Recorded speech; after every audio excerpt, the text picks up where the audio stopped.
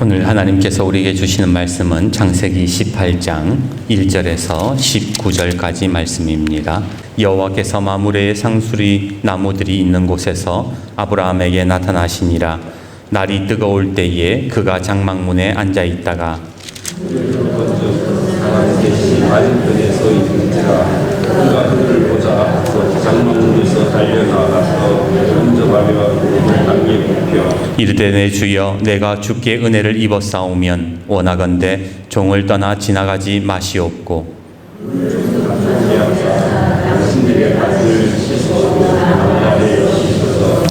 내가 떡을 조금 가져오리니 당신들의 마음을 상쾌하게 하신 후에 지나가소서. 당신들이 종에게 오셨음이니이다. 그들이 이르되 내 말대로 그리하라.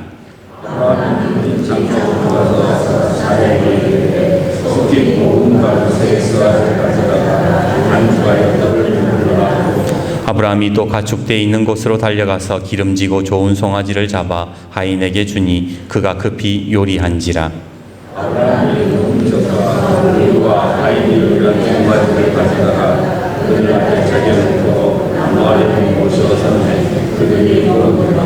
그들이 아브라함에게 이르되 내 아내 사라가 어디 있느냐? 대답하되 장막에 있나이다.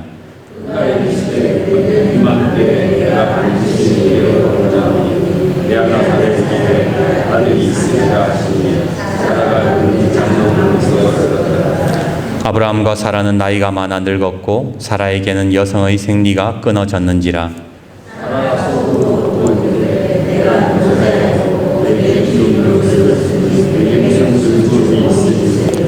여호와께서 아브라함에게 이르시되 사라가 왜 웃으며 이르시기를 내가 늙었거늘 어떻게 아들을 낳으리요 하느냐.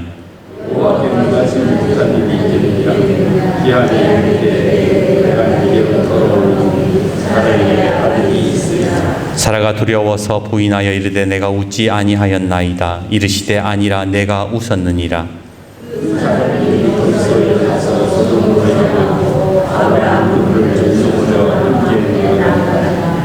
여호와께서 이르시되 내가 하려는 것을 아브라함에게 숨기겠느냐.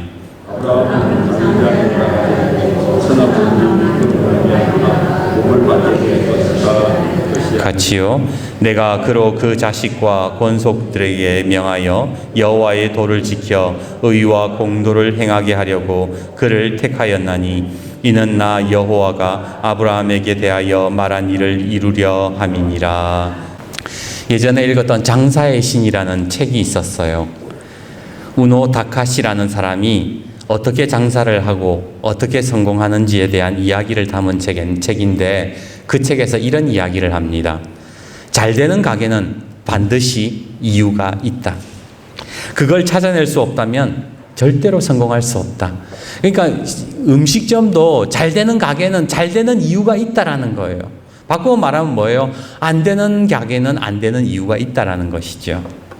도청에 나가보면 똑같은 업종인데 오래가는 식당과 개업 1년도 못 가서 망하는 가게들을 보게 됩니다. 이유가 뭘까요? 왜 똑같은 돼지국밥을 파는데, 왜 똑같은 커피를 파는데, 왜 누구는 망하고 왜 누구는 오래 가는가? 출발점이 다르기 때문에 그렇대요. 사이페딘 아모스라는 아주 유명한 경제학 교수가 있습니다. 그에게 물었어요. 어떻게 하면 돈을 잘 벌 수 있을까요?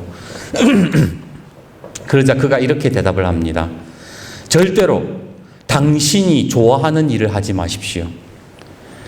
돈을 벌려면 당신이 좋아하는 일을 하지 마십시오. 그런 것은 다 필요 없습니다. 정말로 돈을 벌려면 남이 좋아하는 일을 하십시오.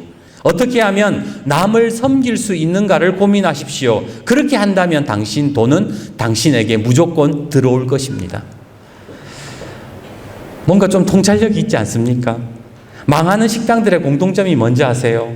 어떻게 하면 돈을 많이 벌 것인가? 돈에만 몰두를 한다라는 거예요.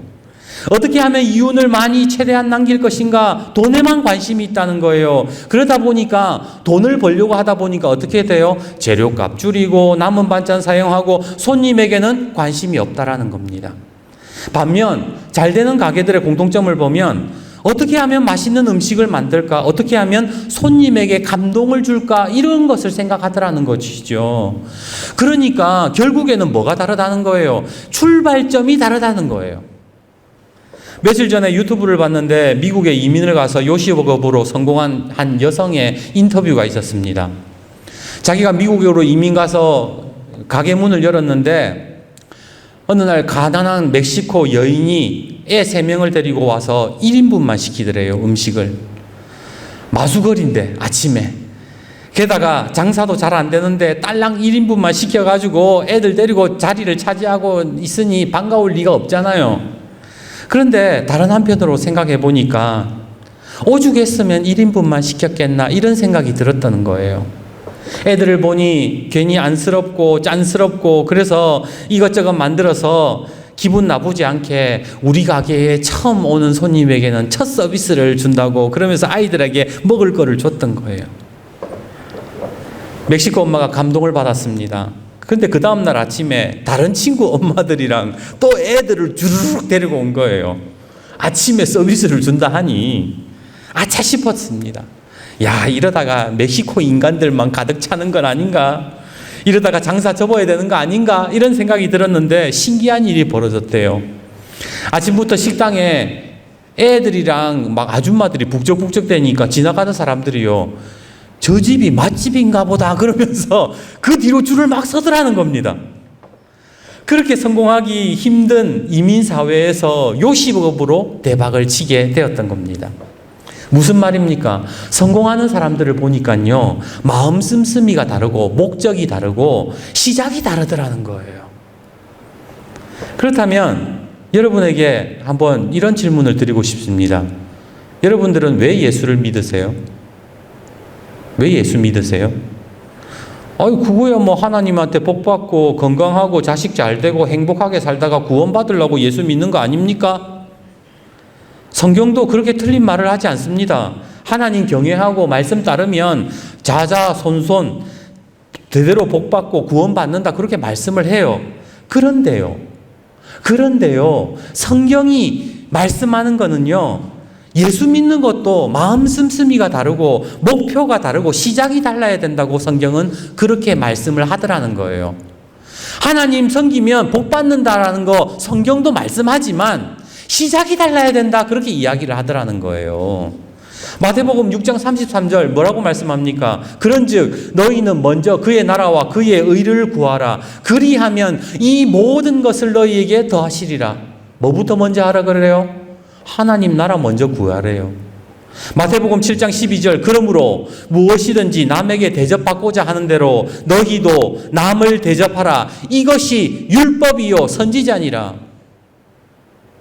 대접받으려고 먼저 하지 말고 먼저 복만 내 혼자 복 받으려고 하지 말고 남에게 복을 주는 인생, 남에게 대접하는 인생 먼저 시작 출발을 다르게 해라고 성경은 말씀하더라는 겁니다. 러시아의 대문호 톨스토이가 쓴 단편 중에 이런 이야기가 있어요. 어떤 마을에 말틴이라는 남자가 살고 있었습니다. 이 사람은 구두수성공이에요. 성실하게 살았습니다. 근데 이 착한 사람에게 감당할 수 없는 고난이 닥쳐옵니다. 아내와 하나밖에 없는 아들이 그냥 병이 들어 죽어버렸어요. 하나님 차라리 나도 데리고 가십시오. 그러면서 원망하다가 교회를 더 이상 안 나가게 됩니다. 근데 어느 날 같은 고향의 노인이 성경책을 하나 건네주게 되는데 그 성경책을 자꾸 읽고 싶은 거예요. 그래서 성경을 읽다가 하나님을 만나게 됩니다. 그리고 뜨거운 눈물이 나오면서 하나님께 회개를 해요. 주님, 지난날의 저의 죄를 용서해 주십시오. 이제 하나님을 위해 살겠습니다. 그러는데 갑자기 하나님의 음성이 들려옵니다. 말티나, 내가 내일 너의 가게에 방문하겠다. 야, 예수님 음성 들은 것도 황홀한데 예수님이 온다고 하니까 얼마나 흥분이 되겠습니까? 다음날 아침에 새벽 일찍 일어나가지고 가게 대청소하고 자기가 만들 수 있는 뭐 아주 좋은 요리를, 최고의 요리를 대접해서 예수님을 기다렸어요. 근데 안 오시네. 한참을 기다리다가 왜 안 오시나 창문을 내다보니까 그 자기 가게 앞에서 그 길에서 눈을 치우고 있는, 추운 겨울날 눈을 치우고 있는 노인이 하나 눈에 들어오게 됩니다. 스페파니치라는 마을에 병든 노인이었죠. 왠지 안타까운 마음에 노인을 불렀습니다. 어르신, 따뜻한 차라도 한 잔 하고 가세요. 그리고 뭐 여러 가지 이야기를 나누죠. 그렇게 차를 대접하고 예수님을 기다리는데 또 창밖으로 누군가가 자기 눈에 들어와요. 추운 겨울 옷이 없어서 얇은 옷을 걸친 가난한 모녀였습니다. 또 안 되겠다 싶어서 그들을 불러서 따뜻한 음식 대접하고 옷에다가 돈까지 지어줘요. 그렇게 예수님을 계속 기다리면서 사각 파는 할머니도 들어와서 대접하고 한 어린 소년도 들어와서 대접을 합니다. 결국 예수님은 오지 않았고 해가 저물어서 기다리다가 이제 가게 문을 닫으려고 할 때에 예수님의 음성이 들려옵니다. 말틴, 내가 너에게 갔는데 나를 알아보지 못하더구나. 예? 예수님이 우리 가게 오셨다고요? 언제요? 그러자 그의 눈앞에서 눈을 쓸고 있던 노인의 모습이 쫙 비추더니 그 사람이 나였단다. 다시 아이를 등에 업고 있는 여자가 나타나서 미소를 짓고 사라지더니 예수님이 그러는 거예요. 그도 나였단다. 사과 파는 할머니와 어린아이도 나타나 사라지며 예수님이 말씀하세요. 그들이 나였단다. 어딘가 성경에서 들어본 말씀 아닙니까? 톨스토이는 이 이야기의, 이 소설의 제목을 이렇게 지었습니다. 사랑이 있는 곳에 신도 있다. 오늘 설교 제목이지요. 사랑이 있는 곳에 하나님이 계신다는 거예요. 오늘 본문을 보면 아브라함이 나그네를, 하나님이 보내신 사람들을 대접하는 이야기가 나옵니다. 한참 무더운 여름인지는 모르겠어요. 무더운 대낮 아브라함이 세 사람이 지나가는 것을 보고는 땅에 엎드려 절하고 선생님들 괜찮으시면 저희 집에 가서 모시고 좀 대접을 하고 싶습니다. 초청을 하잖아요. 그런데 아브라함이 굳이 지나가는 사람에게 저렇게 막 엎드려서 절하고 막 이렇게 하는 이유가 뭘까요? 혹시 이 세 사람이 하나님의 천사, 하나님의 사람들인 것을 알았던 걸까요? 아니요, 그렇지 않습니다. 히브리서는 아브라함이 모르고 대접한 일이라고 성경은 그렇게 말씀합니다. 그렇다면 아브라함은 왜 잘 알지도 못하는 사람, 저희 인간이 어떤 인간들인지도 모르잖아요. 들어와가지고 뭐 강도짓을 알지 도둑질을 알지 아니면 그냥 가난한 사람들일지 모르는데 도대체 아브라함은 왜 제대로 알지도 못하는 사람들에게 극진한 대접을 했냐라는 겁니다. 그 이유가 뭔가? 바로 아브라함은요, 하나님이 어디에 임하시는지를 알았다라는 거예요. 다시요. 아브라함이 왜 이 사람들을 대접했는가? 하나님이 어디에 임하시는지를 알고 있었다라는 겁니다. 여러분 성경을 보면요, 대접하는 말씀들이 되게 많아요. 대접하라는 말씀이 되게 많아요. 히브리서 13장 2절 손님 대접하기를 잊지 말라. 이로써 부지 중에 천사들을 대접한 이들이 있었느니라. 로마서 12장 13절 성도들의 쓸 것을 공급하며 손 대접하기를 힘쓰라. 디도서 1장 8절 오직 나그네를 대접하며 선행을 좋아하며. 디모데전서 3장 2절 그러므로 감독은 책망할 것이 없으며 나그네를 대접하며 가르치기를 잘하며. 출애굽기 2장 20절 아버지가 딸들에게 이르되 그 사람이 어디 있느냐 너희가 어찌하여 그 사람을 버려두고 왔느냐 그를 청하여 음식을 대접하라. 왜 자꾸 성경은 대접하라고 이야기를 하는 걸까요? 그것은 바로 대접하고 섬기는 일에 하나님께서 거기에 역사하시기 때문이라는 거예요. 오늘 아브라함도 마찬가지입니다. 사랑이 있는 곳에 하나님이 계시고 섬기는 곳에 하나님이 역사하신다는 것을 자기가 알고 있었기 때문에 지금 이 사람들을 대접하고 있는 거라는 거예요. 오늘 본문 이후에 사건을 보시면 하나님이 소돔과 고모라를 아브라함이 그 하나님한테 소돔과 고모라를 위해서 기도하는 장면이 나오거든요. 오늘 본문 그 18장 이후에 보면. 그래서 아브라함이 막 기도하잖아요. 하나님, 의인 50명 있으면 소돔과 고모라 안 멸하실 거예요? 하나님, 의인 45명이면 어떻습니까? 40명이면 어떻습니까? 30명이면 어떻습니까? 나중에 쭉쭉 내려가다가 하나님 진짜 화내지 마세요. 마지막으로 한 번만 여쭤볼게요. 의인 10명이면 용서하시겠습니까? 아브라함이요. 계속해서 하나님 앞에 쫄라요. 왜? 사실 소돔과 고모라는 아브라함하고 아무 상관이 없거든요. 조카 롯이 그 있으면은 거기 있다고 하지만 조카 롯만 빼내와도 되는데 왜 아브라함이 이렇게 하나님 앞에 매달리면서 소돔과 고모라를 살리려고 하는 겁니까? 바로 사랑이 있는 곳에 하나님이 계신다라는 사실을 아브라함은 알고 있었다라는 거예요. 하나님이 사랑하는 가운데 역사하시는구나. 그것을 알고 있었기 때문에 지금 계속해서 하나님께 사랑을 갖다 대면서 요구하고 있더라는 거예요. 누가복음 6장 32절에 예수님이 그러시잖아요. 너희가 만일 사랑하는 자만 사랑하면 칭찬받을 것이 무엇이냐? 죄인들도 사랑하는 자는 사랑한다. 너희들 사랑의 그 범위를 넓혀가야 된다. 예수님이 말씀하시잖아요. 사랑의 영역을 확대해야 된다 그래요. 왜?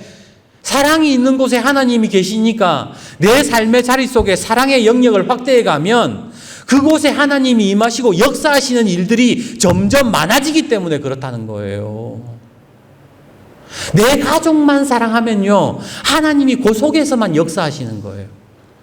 그런데 내가 교회에서 사랑을 베풀고 내가 지역에서 사랑을 베풀고 내가 만나는 사람들의 사랑의 영역을 확대하기 시작하면 하나님이 그곳에서도 다 역사하시지 않겠냐 말입니다.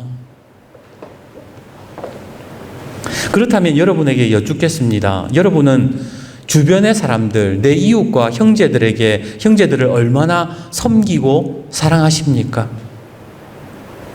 마태복음 25장을 보면 하나님 나라를 상속받는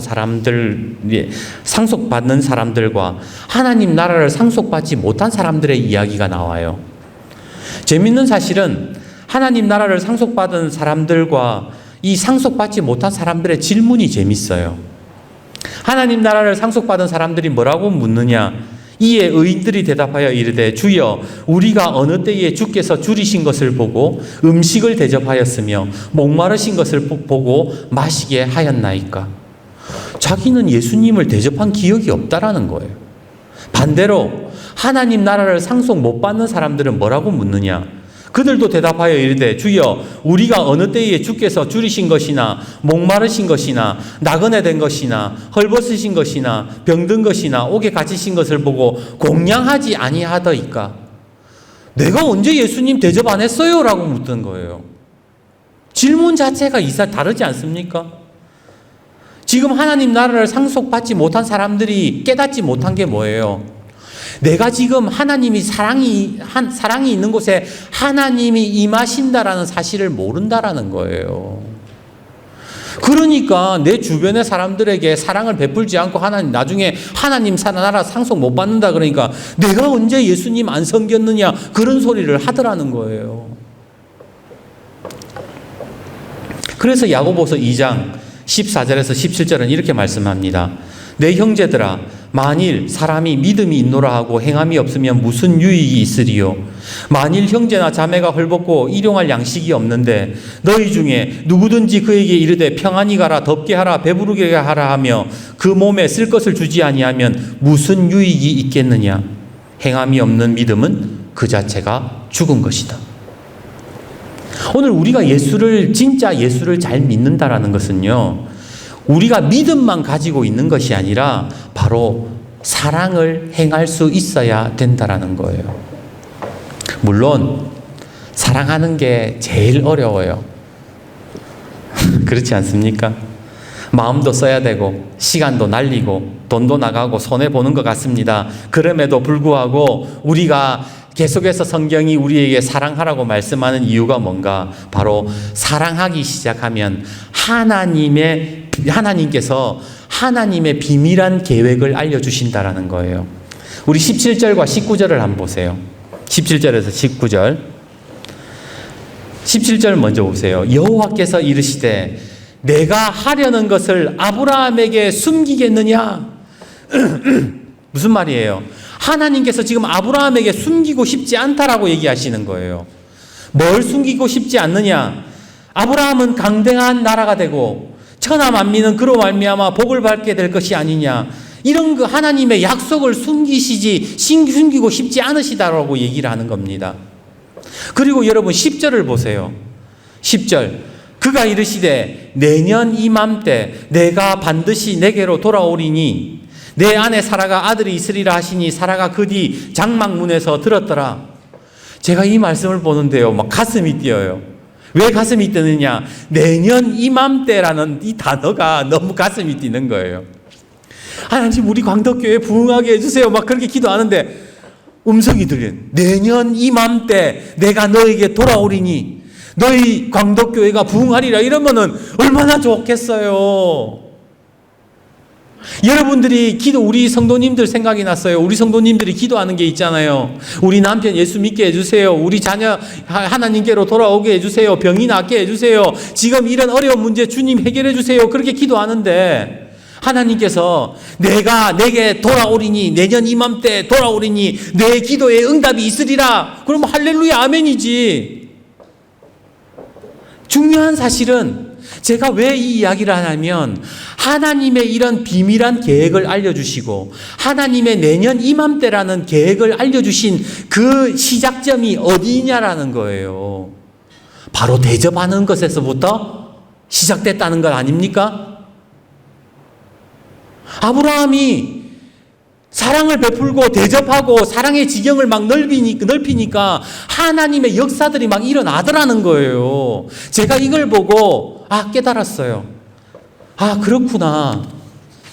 하나님 말씀은 살아있다고 했으니까 여러분 하나님 말씀이 왜 살아있어요? 하나님이 살아계시기 때문이고 그 말씀 따라 행동하면 그 말씀이 내 삶에 이루어지기 때문에 말씀이 살아있다고 하는 거잖아요. 그렇다면 오늘 이 본문의 말씀을 가지고 아브라함이 사랑을 행했으니까 하나님께서 응답하시네. 그러면 나도 아브라함처럼 대접하고 사랑을 행동하기 시작하면 하나님의 응답이 이루어지지 않겠느냐? 그런 생각이 들었던 거예요. 그게 묵상이고 그게 깨달음 아닙니까? 내가 내년 이맘때 내게 반드시 돌아오리니 내게 응답이 있으리라. 여러분 이 말씀이 여러분 삶에 이루어질 것을 믿으십니까? 그 말씀을 믿는다면요 아브라함처럼 우리도 살아야 되는 거예요. 2000년 전에 아브라함이라는 사람이 그렇게 대접해가지고 그래 됐구나 이야기를 하라는 게 아니라 우리도 아브라함처럼 대접할 수 있으면 하나님의 응답이 반드시 곧 이루어진다라는 겁니다. 오늘 영상 하나를 보고 말씀을 맺으려고 해요. 이 영상은 전재용 성장에 관한 내용인데 잠깐 설명을 드리자면 1985년 11월에 전재용 선장이 참치잡이 원양어선 배를 타고 남주국해에 나갔다가 부산항으로 돌아오는 길에 작은 배를 하나 발견하게 됩니다. 그곳에는 96명의 베트남 사람들이 타고 있었어요. 당시 1985년도쯤이면 베트남이 공산화되던 시기였거든요. 그래서 이 공산화가 되면서 이 탈출하던 사람들이 생겨났는데 이 선장이 이제 베트남 사람들 그 배에서 죽어가는 사람들 굶어서 죽어가는 사람들 보니까 안 되겠다 싶어가지고 규정대로 한국에 연락을 합니다. 회사에 연락을 해요. 저기 베트남 난민들이 있는데 좀 구해줘야 될 것 같습니다. 그러니까 회사에서 뭐라고 얘기하냐면 아무 관여도 하지 말고 그냥 귀환하라라는 명령을 내립니다. 그냥 지나치자니까 마음이 너무 아파요. 그래서 이분이 자기의 경력과 미래를 잃게 되는 것을 알면서도 모든 책임은 내가 진다 그러면서 이 베트남 난민들을 바다에서 구해냅니다. 그리고 열흘 동안 남은 음식 나누어 먹고 사람들을 막 안심시켜요. 음식이 다 떨어지니까 걱정하지 말라고 우리 집 배는 참치잡이 배라서 참치 먹으면서 버티면 된다 그러면서 한국으로 데리고 와요. 그리고 베트남 난민들은 다 자유를 찾아서 떠났어요. 그리고 전재용 선장은 모든 것을 잃게 됩니다. 회사에서 잘리고 제대로 돈도 받지 못하고 멍게잡이 양식을 하게 되거든요. 광덕교회 모든 성도님들이 그냥 당장의 근시안적인 시각으로 나의 복과 나의 어떤 잘 되는 것만을 생각하는 것이 아니라 정말로 나그네를 대접하고 사랑을 베품으로 인해서 하나님의 그 계획을 하나님이 알려주시고 하나님이 역사하시는, 여러분의 삶에 역사하시는 능력을 경험할 수 있기를 바랍니다. 오늘 이런 역사가 있기를 주님의 이름으로 축복합니다.